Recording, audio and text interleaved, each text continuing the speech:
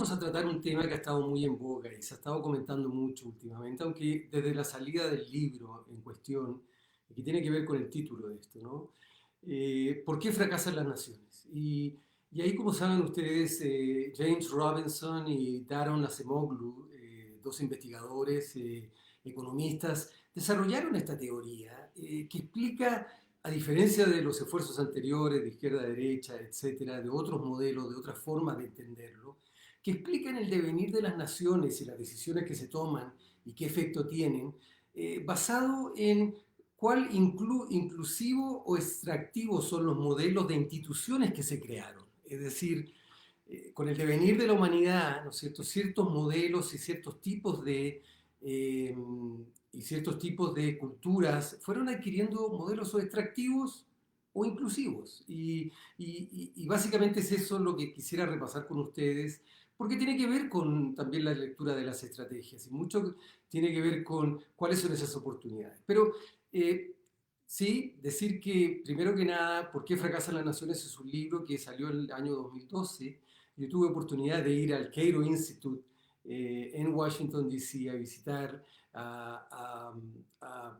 estar cuando Daron Acemoglu hizo su presentación del libro. Y la impresión que me quedó desde ese minuto es que el análisis era un poco distinto al que se había hecho hasta el momento y que en parte esto explicaba bien. Entonces, el libro es ¿Por qué fracasan las naciones? Yo lo tengo en inglés y en realidad la tapa bonita se me... Y ya voy a volver a este libro, pero básicamente lo que ellos explican es más que querer ver lo que queremos ver o querer o solo buscar las cosas que queremos ver. En realidad debiéramos entender el mundo por la forma que se fue desarrollando y cómo la cultura de nación, inclusive la cultura organizacional ahora, ha tomado estos elementos y que lo llevan a ser así. Pero yo lo que les recomiendo es si ustedes quieren estudiar el devenir de la humanidad y qué es lo que pasó y cómo llegamos a ser lo que somos, etcétera, existe este libro Sapiens o Sapiens, Homo Sapiens, está en español, de Harari, el historiador e investigador, que ha tenido también un gran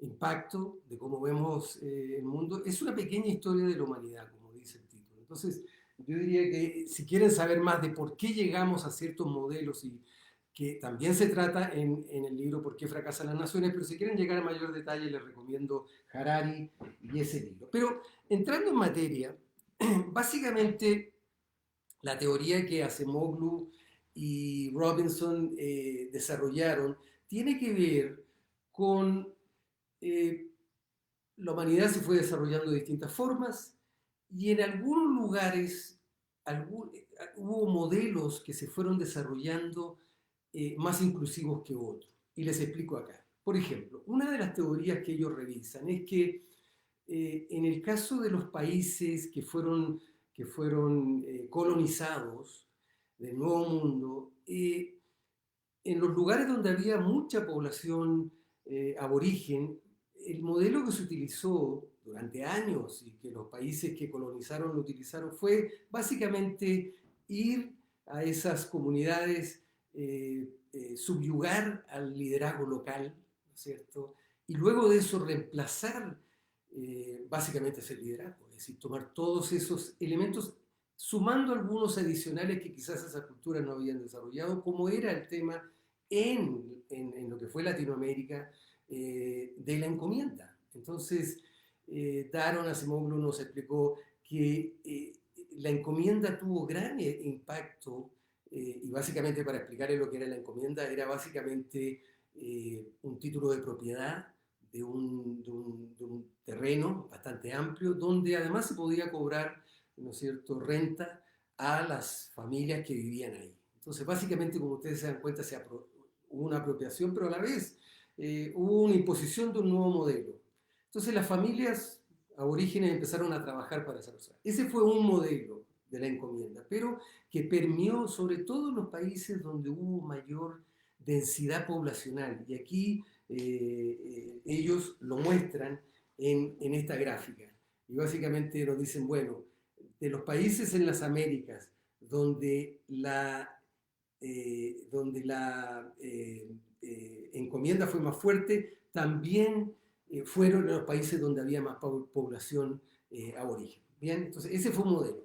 En los países donde no hubo ese modelo, hubo otro modelo que fue el de entregar las tierras para que el productor, entonces en los casos, por ejemplo, de países donde ahí el productor era la persona que le iba a pagar el tributo al dueño de la tierra, ¿bien? Iba a tener que producir esa tierra. Entonces, digamos que estos dos modelos, uno produjo instituciones distintas, instituciones extractivas, como es el de la encomienda, en donde todas las instituciones que fuimos creando, inclusive después de la independencia, tuvieron ese mismo modelo cultural, que es extractivo, entonces ahí está el clasismo, están muchas de esas formas que se fue representando en nuestra vida diaria y por ende yo diría que tuvo un gran impacto porque también Latinoamérica es la zona con menor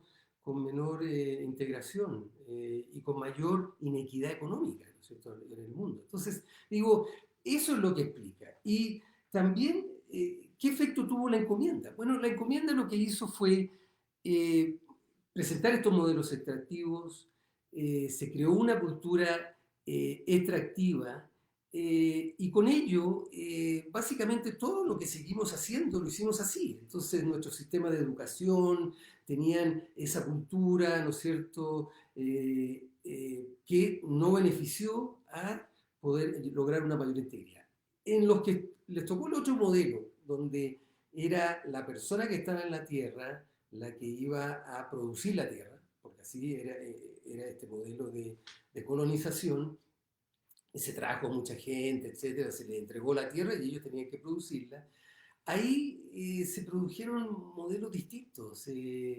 Ahí quizás hubo más un mercado y ese mercado produjo que más personas tuvieran, en vez de ser empleados, ¿no es cierto?, fueran emprendedores y eso quizás formó una cultura distinta. Pero también diríamos que en países donde no hubo colonización como Inglaterra, en los 1600 empezaron a ocurrirse estos elementos de cambio que lo que hicieron fue traer una nueva realidad respecto de... Entonces hubo personas que de alguna forma fueron ganando lugar y que eran pobres, pero fueron ganando porque tenían un trade o una capacidad, eran un artesano y podían producir algo, o también podían tener un monopolio sobre algún recurso, por ejemplo, el carbón, etc. Entonces, eso fue que las capas de la élite se fueran permeando con personas de otro origen y con ello se crearon culturas más inclusivas, culturas donde quizás el tema del mérito valía más y por ende también inclusive las religiones se vieron reflejadas en eso. Podemos ver la iglesia protestante que tiene mucho más que ver con el trabajo que la persona hace en la vida para ganarse el cielo, ¿no? Entonces, también hubo ese tipo de impacto. Yo les quiero invitar a este libro, Alianzas. Aquí pueden ustedes ver el análisis que hago yo, porque aquí es donde entra la parte que he querido contribuir con el libro y con la teoría.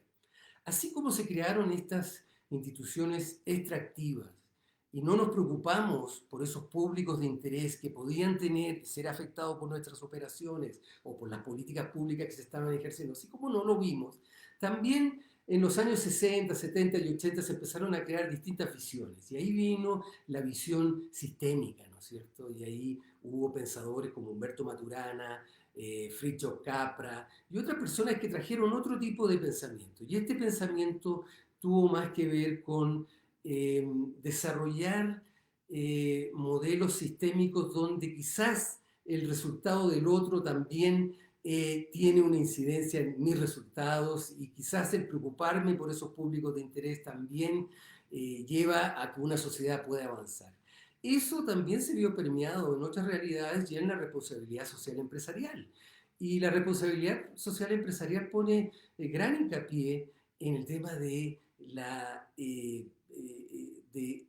la ubicación o el mapeo de esos públicos de interés. Es decir, cómo yo voy y tengo una operación en un territorio y cómo puedo tener una evaluación de cuál es el impacto positivo o negativo en lo social, en lo ambiental, en lo económico, por mis operaciones que están ahí. Entonces, ese conocimiento es el que estamos aplicando en este libro, Alianzas, porque ahí lo que digo yo es que, ok, está bien, tenemos esa situación, pero hay algo bastante simple que es la aplicación de mapas de públicos de interés, la representatividad, y aquí lo podemos ver en el eje, ¿no es cierto?, vertical, podemos ver la representación. Y en el eje horizontal lo que vemos es la norma, cuánto se respetan las normas. Y eso es lo que habla el libro ¿Por qué fracasan las naciones? Porque en los modelos extractivos tampoco hubo no respetamos mucho la norma. En Latinoamérica nos gusta escribir las leyes, pero poco respetarlas. Y en muchos lugares del mundo. Entonces, la norma con la representatividad crean, ¿no es cierto?, entre esos dos ejes, crean la sostenibilidad. Al no tener, por tener modelos extractivos donde no identificábamos esos públicos de interés, al no tenerlo, tampoco podíamos cambiarlo. Ahora, lo que nosotros proponemos es eso, que a través de utilizar estos mapas de públicos de interés y a través de asignar el correcto peso de todas las personas, grupos, etcétera, afectados, podemos crear un producto inclusive mejor.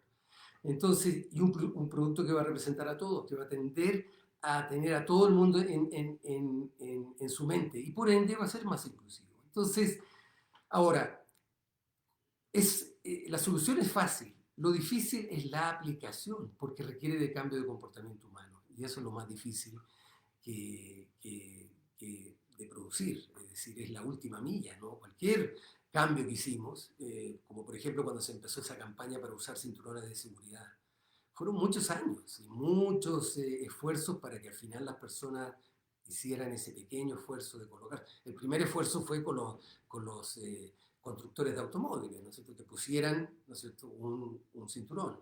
Luego vino para que las personas fueran cambiando. Entonces, el cambio de comportamiento no es tan fácil. En el caso de los cinturones de seguridad yo creo que sí se logró.